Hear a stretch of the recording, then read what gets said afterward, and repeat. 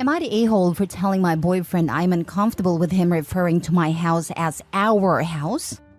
My boyfriend, 43 male, and I, 42 male, have been together just under 2 years. I have 2 children, both elementary age. I share custody with their father. Until recently, I was renting an apartment after I split with my ex-husband. I just bought a house, and I'm so happy to be creating a new comfortable home for my children. Getting this home feels like a major accomplishment for me, and I am proud that I can provide a better home for my kids now than during my marriage. I care about my boyfriend deeply, but I am not in a place where I want to live together with a partner yet. We have both been in stressful long-term marriages. I don't plan on remarrying. We have discussed this many times. He wants us to live together in the future.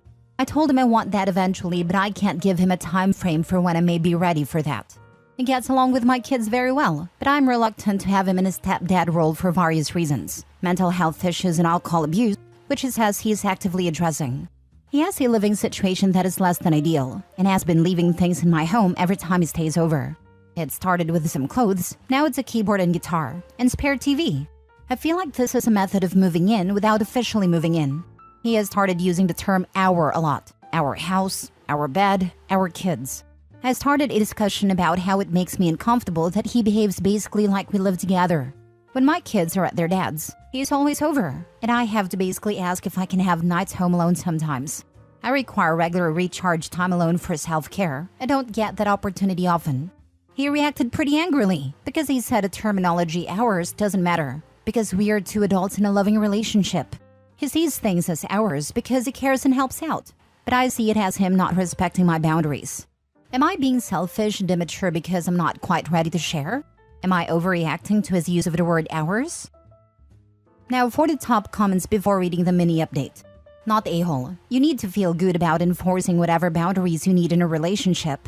The guy is definitely trying to sidle into living at your place full-time, so he has to back off from doing that if you're not comfortable with it.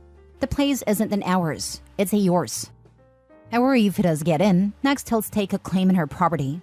I hope he sounds like a bright woman, but homosexuals are sneaky.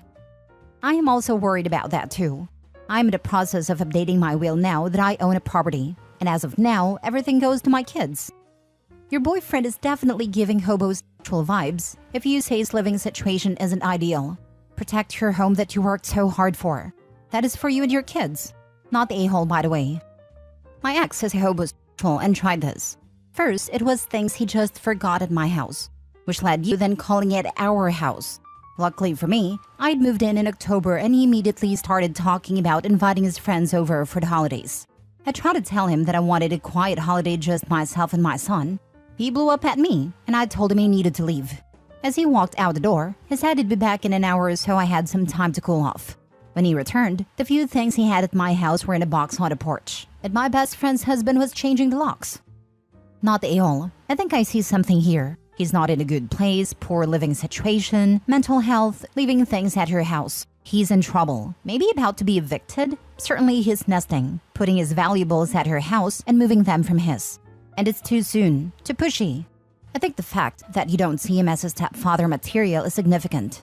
Even if you can't fully put it into words, you know there's something up. It's been 2 years, and there is definitely a plan for the long term, but he can't wait. Is it because he loves you so much? Or because he needs somewhere to stay and someone to look after him? Be careful, OB. It's been 2 years. If it was about a place to stay, he would have been in the apartment before the house. I think the real issue could be just what she said. She's always had a problem with boundaries in her marriage. Escaped what I assume wasn't a healthy relationship. Finally, she got on her feet to where she could provide a stable, comfortable home for her kids. A feat she probably saw as impossible alone. And now here's the man that she loves, trying to move in and lay claim to what she worked hard for. It might be reminiscent of how things began for her and her ex, and she's afraid of history repeating itself, in my opinion. I agree with your take on this. My instincts are telling me that this isn't right because I've done this before. I'm learning, just wish it was a bit quicker. Now for the mini update. Thank you to everybody for the mostly supportive comments. Clearly I have settled into old habits and did properly establish boundaries in this relationship from the beginning. I'm going to spend my evening alone, packing up his things. Next story. Am I the a-hole for cutting off my wife's access to our finances and giving her an allowance? I, male 35, have been married to my wife, female 33, for 10 years, and we have a son, male 7. My wife is a homemaker and I work as an engineer. We have a joint account and she has access to my other accounts. I've always trusted her and never controlled the money. A few weeks ago, I noticed some strange money transactions in my rarely accessed account going to her account. There were several dollar transfers to her account on different days. I asked my wife what she was using the money for, but she tried to evade questions. But I kept pressing, and she confessed. She was using this money to gamble in online betting sites and lost over $9,000 in gambling in the past few weeks. She admitted to having a gambling problem and was trying to stop. So, I decided to cut off her access to our finances and give her an allowance. Now she was very upset about this and said I was being unfair and controlling. I think I'm being reasonable. I'm not sure if I can trust her again after what she did. Am I the a-hole? Not the a-hole. You are doing the smart thing, protecting what you still have, for both of you. You'd be dumb not to. That being said, if you value the marriage and if she does too, she needs therapy to overcome this and earn your trust back. Stat. If she's not willing to go to Gamblers Anonymous, then she has not hit rock bottom. You are not the a-hole. But I have a warning for you. Just because you cut off her access to the finances that you have, you probably need to freeze your credit as well. Because you have not cut off her access to your credit. I have no doubt she knows your social security number. She can easily apply for a payday loan or a line of credit on your house just using an online company. All she's going to need is social security numbers and your personal information, which I'm sure she has, along with your tax returns. I had a good friend whose significant other had a gambling problem from her. They had separate finances, but it came out when he couldn't pay his part of the bills.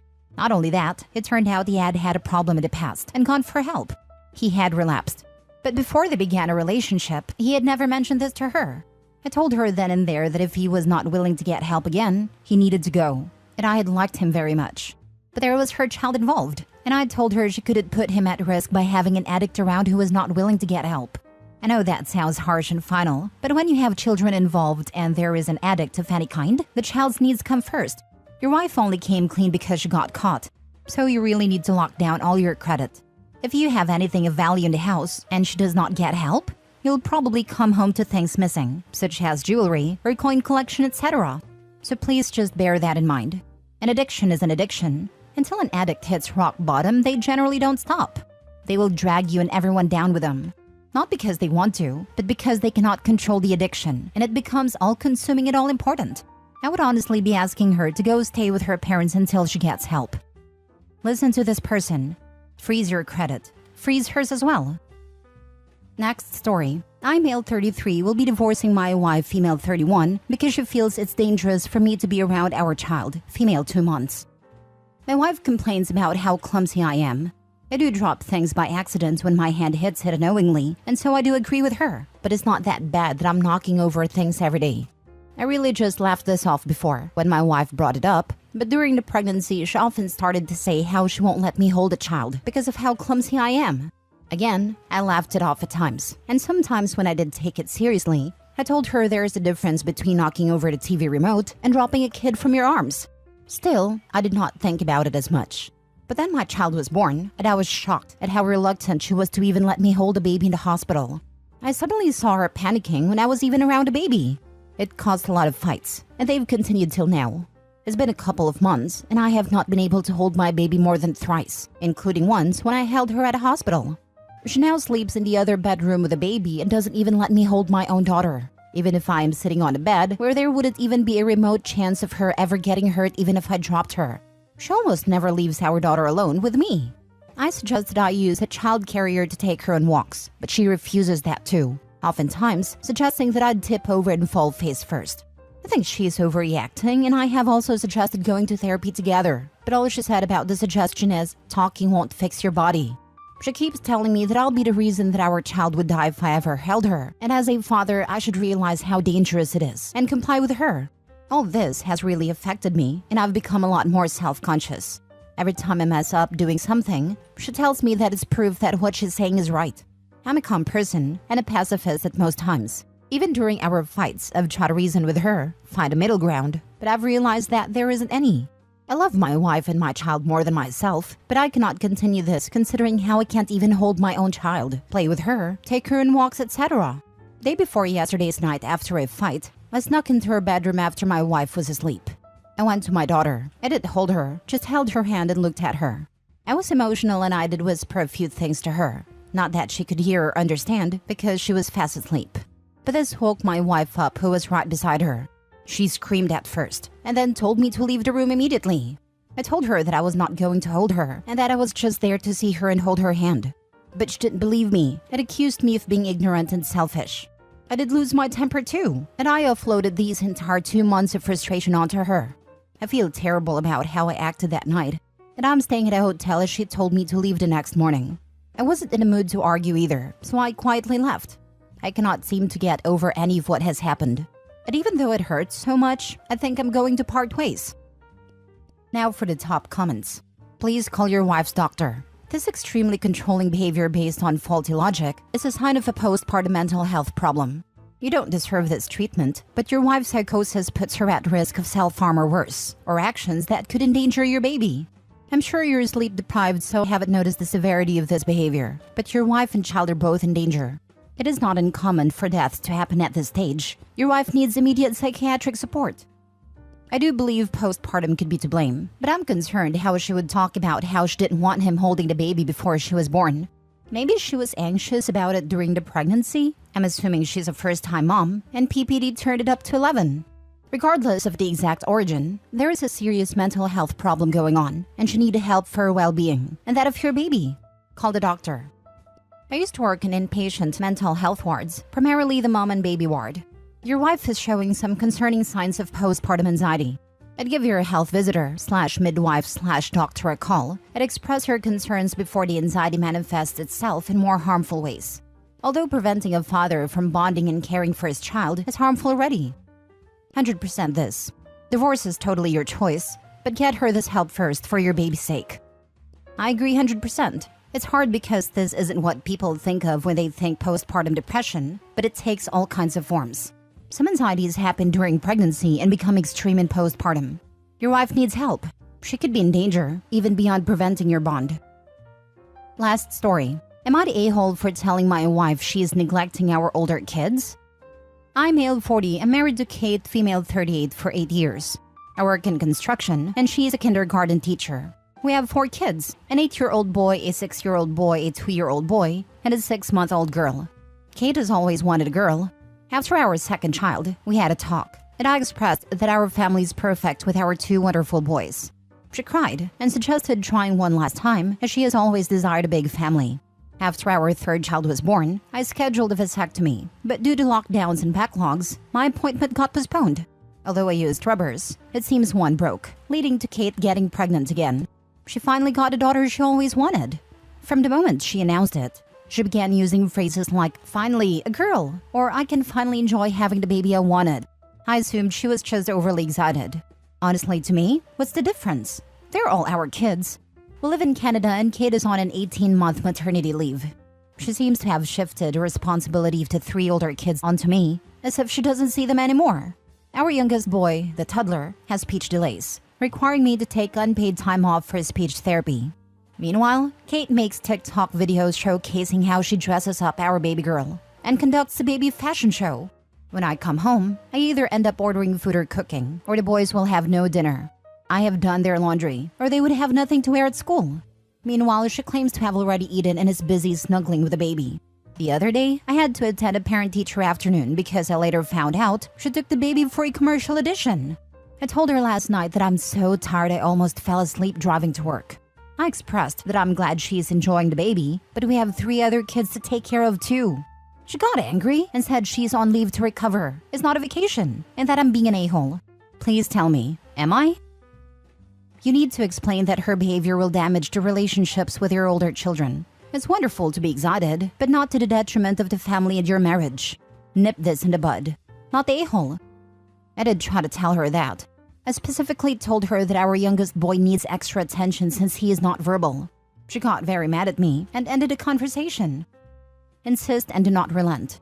This is a massive problem in the making. Her focus on one child over the others is not normal or acceptable. Does she need a therapist? This sounds like the wheels are falling off her wagon. Not the a-hole. It would be wise to set some boundaries with your wife.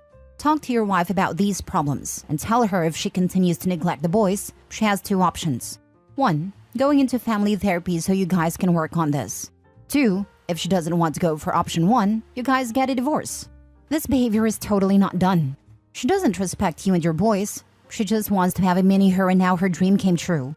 Your boys deserve having a loving mother who protects them and cares for them. And you deserve a loving and respecting wife. You need to be a team with your wife to take care of all 4 children. If she doesn't see it that way, she can go, and you deserve so much better. I've suggested therapy, but she rolled her eyes and said no. Yes, baby is definitely her mini-me. She mentions that all the time that she finally has a mini-me. Blonde hair and blue eyes. Boys all have my brown hair and brown eyes. I get your daughter is an infant now, but this is also terrible behavior for the baby, especially as she grows. Your wife is literally setting up the stage for mental and emotional abuse for your daughter. She is already doing this and neglects her 3 sons.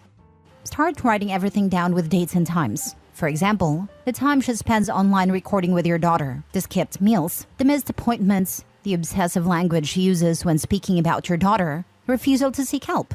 The fact that she lets the other kids go hungry because she already ate and missing appointments at a school for additions are really messed up and harmful for all 4 kids.